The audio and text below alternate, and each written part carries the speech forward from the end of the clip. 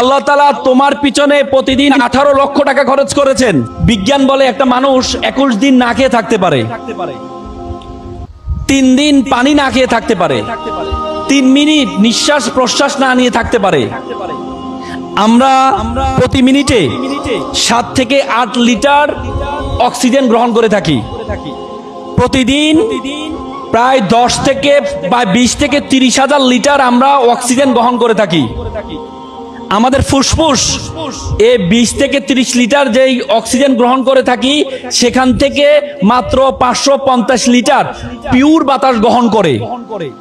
বলা হয় থাকে যে বাতাস আমরা গ্রহণ করি, সে বাতাসকে যদি সিলিন্ডারাইজ করা হয় তাহলে এটার মূল্য হবে 18 লক্ষ টাকা। তার মানে আল্লাহ তাআলা তোমাকে প্রতিদিন তোমার পিছনে খরচ করছেন 18 লক্ষ টাকা। এরপর তুমি বলো আল্লাহ তাআলা তোমাকে অনর্থক সৃষ্টি করেছেন?